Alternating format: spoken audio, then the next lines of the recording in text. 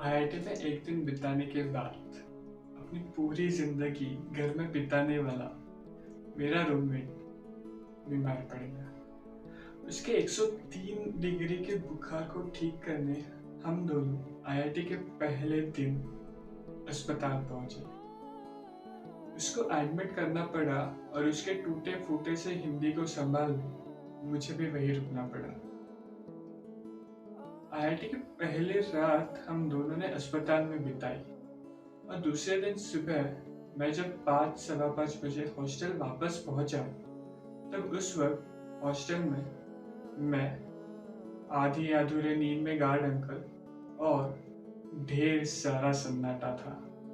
वो सन्नाटा मानो यूं था कि मेरे चलने की हर वो आवाज मानो हॉस्टल से शांति का नोबेल छीन लेती। तो ऐसे धीरे धीरे करके मैं अपने रूम में पहुंचा।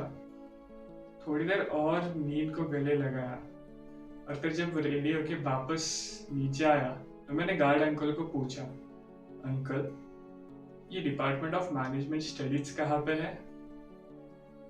तब मेरे पीछे एक और लड़का था जिसको सेम डाउट था।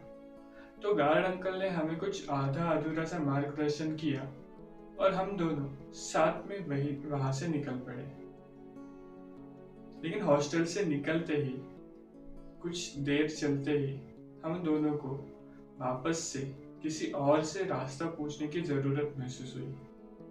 तो हमने कुछ इधर उधर देखा। हमें वहां पे एक बहुत ही वियर्ड सा दिखने वाला लड़का दिखा। उसने एक हरे रंग की पिकाचू वाली टी शर्ट पहनी थी और उसके नीचे एकदम से डार्क येलो कलर की शॉर्ट्स जिसके ऊपर पोल्का डॉट्स थे और फिर पैरागन स्लीपर्स। तो मैंने उसको रोका और पूछा, भैया ये डिपार्टमेंट ऑफ मैनेजमेंट स्टडीज कहाँ पे है? लेकिन अपने ड्रेस से भी बहुत बहुत वियर्ड सा रिएक्शन देते हुए उसने बोला, हाँ, और अपने ईयरफोन्स कान से निकाले। तो मौके की नजाकत को नजर रखते हुए हमने उसको वापस से पूछा, भैया ये डिपार्टमेंट ऑफ मैनेजमेंट स्टडीज कहाँ पे है? लेकिन उसकी रिएक्शन वही की वही रह गई, हाँ।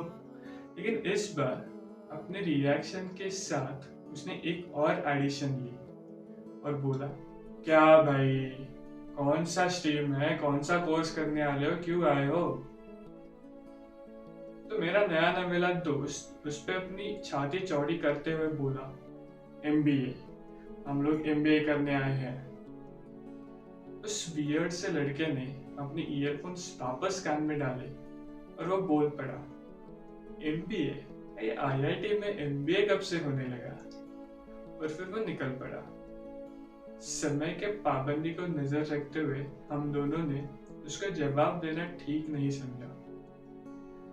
हम लोग वापस किसी और को ढूंढना और फिर रास्ता पूछते पूछते, चलते चलते, भागते भागते डिपार्टमेंट ऑफ मैनेजमेंट स्टडीज पहुंच गए। वहां पे हम दोनों के साथ कुछ 120 और बच्चे थे जिनके आंखों में भी वही चमक थी। उस दिन मानो दिल्ली की हवा में कुछ और ही नशा था।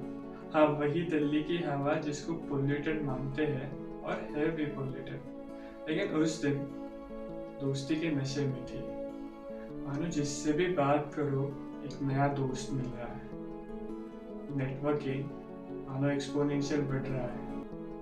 उस बड़े हुए नेटवर्किंग को लेके पिछले 1.5 सालों में हमने कुछ 27 सब्जेक्ट्स, 118 केस स्टडीज, ढेर सारे प्रोजेक्ट्स, जिनमें से कुछ तो कॉर्पोरेट्स के साथ भी थे, आइस ब्रेकर, स्पोर्ट्स इवेंट्स, परिवर्तन, बहुत सारे quizzes, corporate competitions, dandiya nights, Diwali, Onam, बहुत कुछ किया।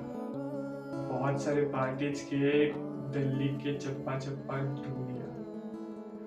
और इसी के बीच हमने बड़े वाले, जिंदगी को उथल पुथल करने वाले कोविड के ट्विस्ट को भी झेला। उसी के बीच हुई वो वर्चुअल इंटर्नशिप्स, ऑलमोस्ट एक वो पूरा वर्चुअल सेमिस्टर, और सबसे बड़ी बात प्लेसमेंट्स भी।